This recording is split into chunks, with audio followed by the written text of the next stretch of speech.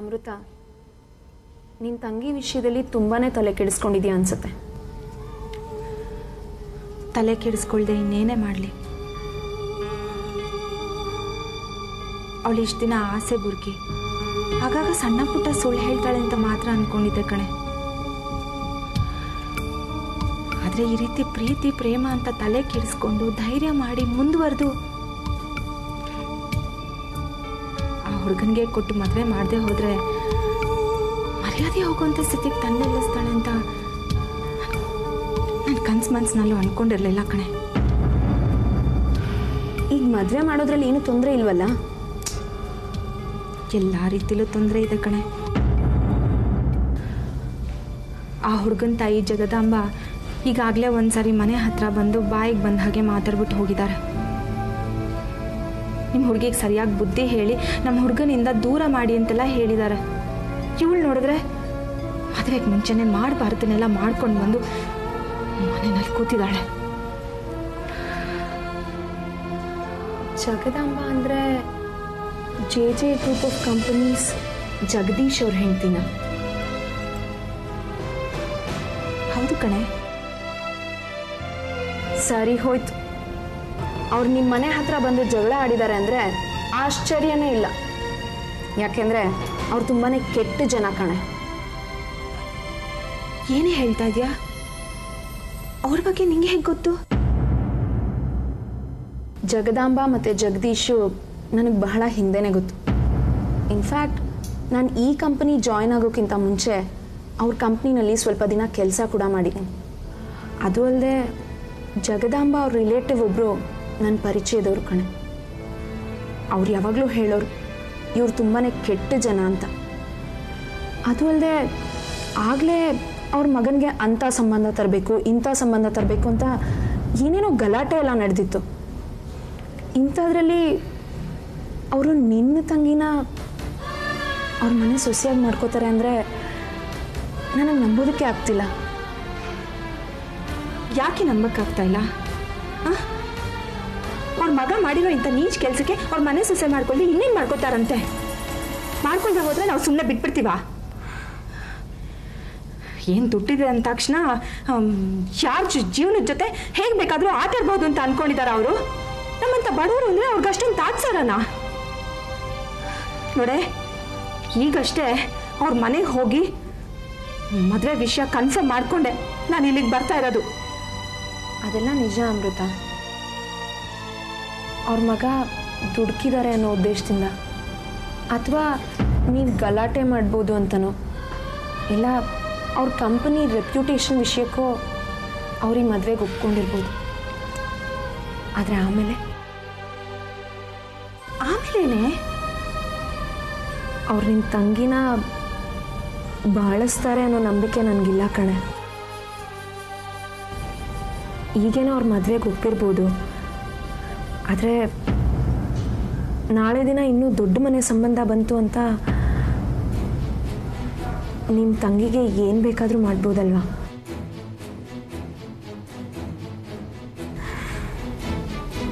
ಈಗ ಅವ್ರ ಮಗ ನಿಮ್ಮ ತಂಗಿ ಮಾನ ಕಳೆದಿದ್ದಾನೆ. ಆಮೇಲೆ ಅವ್ರ ಅಪ್ಪ ಅಮ್ಮ ಏನಾದರೂ ನಿನ್ನ ತಂಗಿ ಪ್ರಾಣ ತೆಗೆದ್ರೆ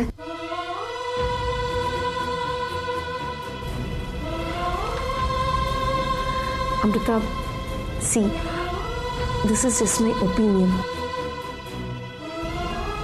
ನೀವು ಒಂದು ಸರ್ತಿ ನಿಮ್ಮ ಮನೆಯವ್ರ ಜೊತೆ ಕೂತು ಒಂದು ಕರೆಕ್ಟ್ ಡಿಸಿಷನ್ಗೆ ಬಂದರೆ ತುಂಬಾ ಒಳ್ಳೆಯದು ಅನಿಸುತ್ತೆ.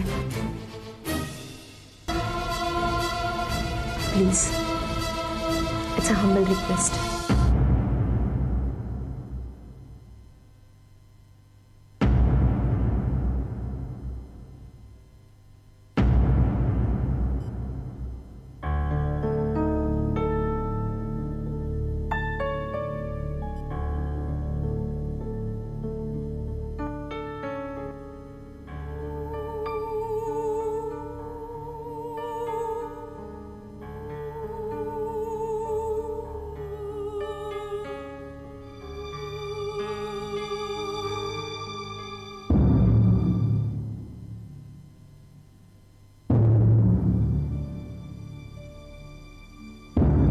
ಅಮೃತ, ಅದೇನೋ ಮಾತಾಡಬೇಕು, ಎಲ್ಲರೂ ಬನ್ನಿ ಅಂತ ಹೇಳಿದೆಲ್ಲಮ್ಮ.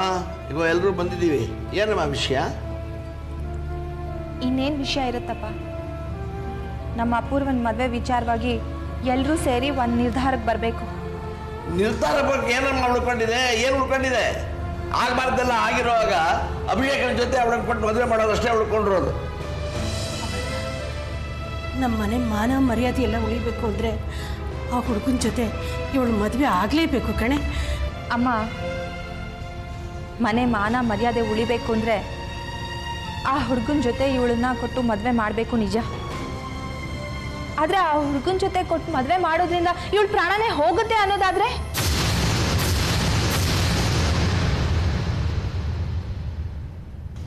ಅಲ್ಲಮ್ಮ ಅಮೃತ, ಅವನ ಜೊತೆ ಅಪೂರ್ವನ ಮದುವೆ ಆದರೆ ಇವಳು ಪ್ರಾಣ ಯಾಕಮ್ಮ ಹೋಗುತ್ತೆ? ಹೌದು ಕಣೆ ಅಮೃತ, ನೀವು ಮದುವೆ ಮಾಡಲ್ಲ ಅಂದಿದ್ದಕ್ಕೆ ತಾನೇ ಇವಳು ಪ್ರಾಣ ಕಳ್ಕೊತೀನಿ ಅಂತ ಹೇಳಿದ್ದು. ಈಗ ಮದುವೆ ಮಾಡ್ತಾ ಇದ್ರೆ ಪ್ರಾಣ ಹೇಗೆ ಹೋಗುತ್ತೆ? ಅಪ್ಪ, ಆ ಜಗದೀಶು ಜಗದಾಂಬ ತುಂಬ ಕೆಟ್ಟವರಂತೆ. ಕೊಲೆ ಮಾಡೋದಕ್ಕೂ ಹಿಂದೆ ಮುಂದೆ ನೋಡೋದಿಲ್ವಂತೆ. ಅವ್ರು ಅನ್ಕೊಂಡಿರೋದಕ್ಕೆ ವಿರುದ್ಧವಾಗಿ ಯಾರಾದರೂ ನಡ್ಕೊಂಡು ಅಂದರೆ ಯಾರನ್ನ ಬೇಕಾದರೂ ಬಲಿ ತಗೋತಾರಂತೆ. ಅಷ್ಟೇ ಅಲ್ಲ, ಇವಳನ್ನ ಆ ಮನೆ ಸೊಸೆ ಮಾಡ್ಕೊಳ್ಳೋದಕ್ಕೆ ಯಾವುದೇ ಕಾರಣಕ್ಕೂ ಅವ್ರಿಗಿಷ್ಟ ಇಲ್ವಂತೆ. ಇಂಥ ಸಂದರ್ಭದಲ್ಲಿ ನಾವು ಬಲವಂತವಾಗಿ ಇವಳಿಗೆ ಮದುವೆ ಮಾಡಿ ಆ ಮನೆಗೆ ಕಳಿಸ್ಕೊಟ್ರೆ ಇವಳನ್ನ ಉಳಿಸ್ತಾರ? ನೀವೇ ಹೇಳಿ. ಕೆಲವೇ ದಿನಗಳಲ್ಲಿ ಇವಳನ್ನ ಇಲ್ಲ ಅಂತನ್ಸಿ ಅವ್ರು ಅನ್ಕೊಂಡಿರೋ ಸಂಬಂಧನ ತರ್ತಾರಂತೆ. ಇಲ್ಲ, ನಾನು ನಂಬಲ್ಲ. ಇದೆಲ್ಲ ಸುಳ್ಳು. ನನ್ನ ಮದುವೆ ನಡೀಬಾರ್ದು ಅಂತ ನೀನು ಮಾಡ್ತಾ ಇರೋ ಕುತಂತ್ರ ಇದು. ಅಭಿಷೇಕನ್ ಜೊತೆ ನಾನು ಮದುವೆ ಆಗದೆ ಹೋದ್ರೆ ನಾನು ಸಾಯ್ತೀನಿ.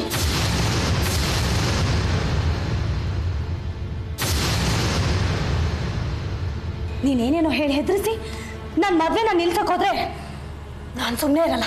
ಏಯ್, ಸಾಕು ಸುಮ್ಮನೆ. ಆ ಹುಡುಗನ ಜೊತೆ ನಿನ್ನ ಮದುವೆ ಮಾಡಬೇಕು ಅಂತ ಒದ್ದಾಡ್ದವಳು ಇವಳು. ಅವತ್ತು ದಿವಸ ಜಗದಾಂಬ ಯಾವ ಕಾರಣಕ್ಕೂ ನಿಮ್ಮ ಮಗಳನ್ನ ನಮ್ಮನೆ ಸೊಸೆ ಮಾಡ್ಕೊಳ್ಳಲ್ಲ ಅಂತ ಹೇಳಿದ್ಲು.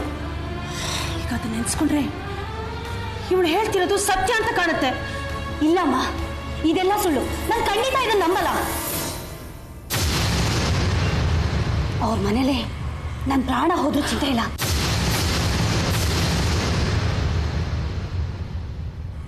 ನಾನು ಅವನನ್ನೇ ಮದುವೆ ಆಗೋದು.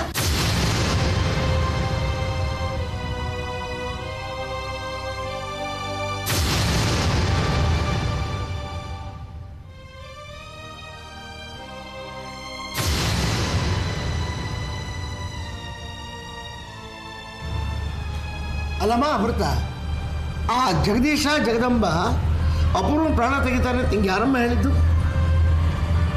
ನನ್ನ ಕೊಲಿಗೆ ವಾಸಂತಿ ಹೇಳಿದ್ಲಪ್ಪ. ಆ ಜಗದೀಶು ಜಗದಾಂಬ ದಾಯಾದಿಗಳು ಯಾರೋ ಒಬ್ಬರು ಅವ್ರ ವಿಚಾರ ಹೇಳಿದ್ದಾರೆ. ನನ್ನ ತಂಗಿನ ಆ ಮನೆಗೆ ಕೊಡ್ತಾ ಇದ್ದೀವಿ ಅಂತ ಹೇಳ್ತಿದ್ದ ಹಾಗೆ ವಾಸಂತಿ ಗಾಬರಿಯಾಗಿ ಅವ್ರು ಇಂಥ ಕೆಟ್ಟ ಜನ ಅಂತ ಹೇಳಿದ್ಲಪ್ಪ.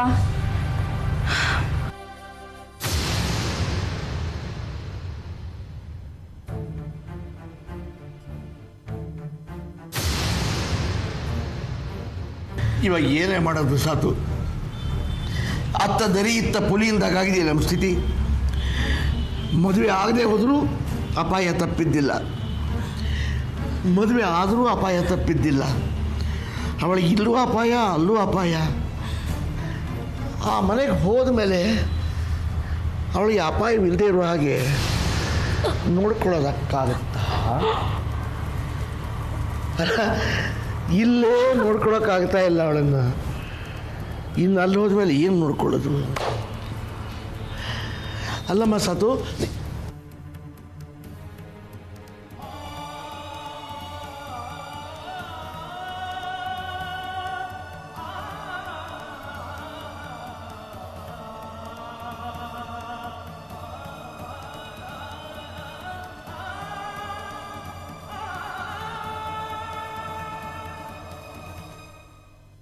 ಅಲ್ಲ ಕಣ, ಯಾಕೆ ನಡುವೆ ಕೆಲ್ಸಕ್ಕೆ ಬರ್ತಿಲ್ಲ ನೀನು?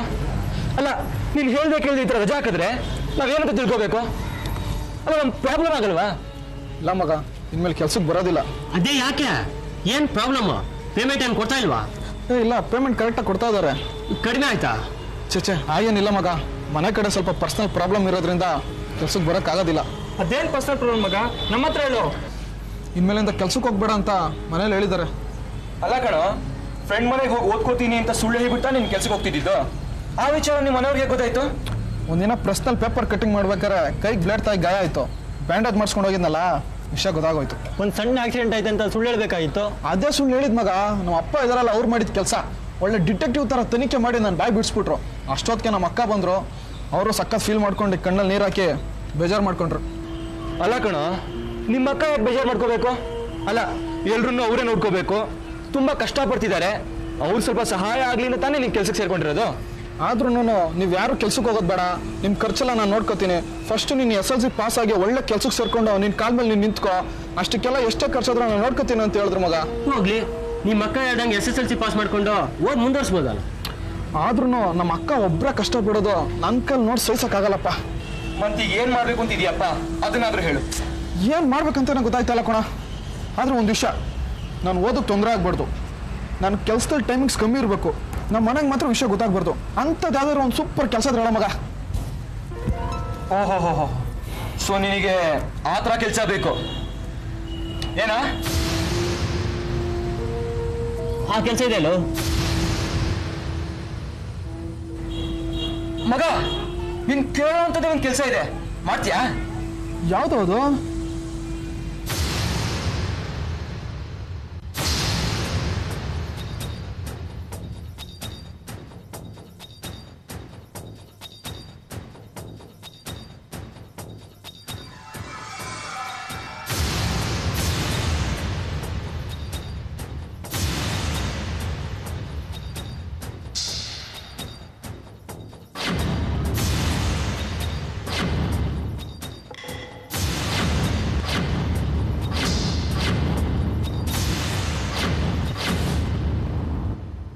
Bye, see you. Bye sir.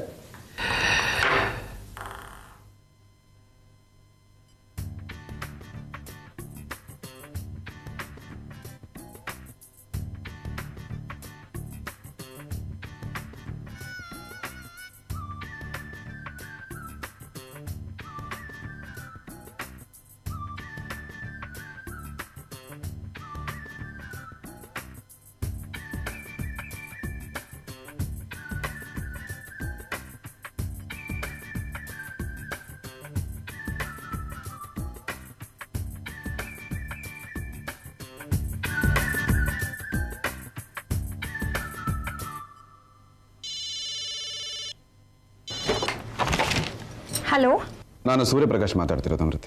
Sir ನಮಸ್ತೆ ಸರ್. ಆ ಮ್ಯಾನೇಜರ್ನ ಪೊಲೀಸ್ ಸ್ಟೇಷನ್ಗೆ ಕರೆಸಿದ್ದೆ. ಕಾಲಿಗೆ ಬಿದ್ದು ಬಿಟ್ಬಿಡಿ ಅಂತ ಬೇಡ್ಕೊಂಡೆ. ಕಂಪ್ಲೇಂಟ್ ವಾಪಸ್ ತಗೊಳ್ಳೋದೋ ಬೇಡವೋ ಅಂತ ಇನ್ನೂ ಡಿಸೈಡ್ ಮಾಡಲಿಲ್ಲ. ಏನು ಮಾಡಲಿ ಅಮೃತ ಅವರೇ? ಸರ್ ನಿಮ್ಗೆ ಹೇಗನ್ಸುತ್ತೋ ಹಾಗೆ ಮಾಡಿ ಸರ್. ಒಟ್ಟಿನಲ್ಲಿ ಅವ್ನು ನಮ್ಮ ತಂಟೆಗೆ ಬಂದು ತೊಂದರೆ ಕೊಡ್ತಾ ಇದ್ರೆ ಅಷ್ಟೇ ಸಾಕು. ಆ ಮ್ಯಾನೇಜರಿಗೆ ಹೆಲ್ಪ್ ಮಾಡಿದ್ನಲ್ಲ ನಮ್ಮ ಆಫೀಸ್ ಅಟೆಂಡರ್ ಅಶೋಕ್, ಅವನು ಪೊಲೀಸ್ ಸ್ಟೇಷನ್ಗೆ ಕರ್ಸೋಣ ಅಂದ್ಕೊಂಡಿದ್ದೀನಿ. ಸರ್ ಈ ಒಂದು ವಿಷಯದಲ್ಲಿ ನನಗೆ ಯಾಕೋ ಬೇಡ ಅಂತ ಅನ್ನಿಸ್ತಾ ಇದೆ.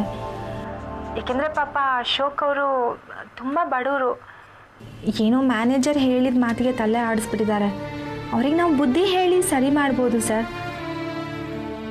ಆದರೆ ಪ್ಲೀಸ್ ಸ್ಟೇಷನ್ಗೆಲ್ಲ ಕರೆಸೋದು ಬೇಡ ಅಂತ ಅನ್ನಿಸ್ತಿದೆ. Okay okay sir, bye. Thank you sir.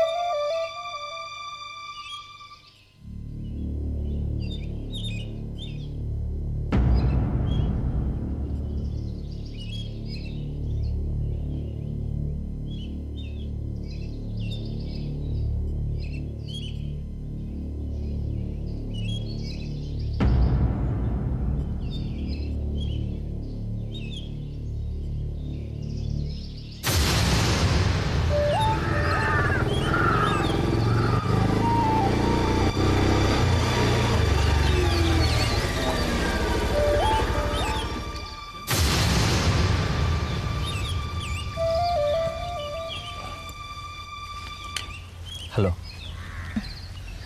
Hello. ನಿಮ್ಮನ್ನ ಇಲ್ಲಿವರೆಗೂ ಬರೋದಕ್ಕೆ ಹೇಳಿದ್ದಕ್ಕೆ ಸಾರಿ. It's okay. ನಿಮ್ಮ ಹತ್ರ ಒಂದು ಮುಖ್ಯವಾದ ವಿಚಾರ ಮಾತಾಡಬೇಕಿತ್ತು.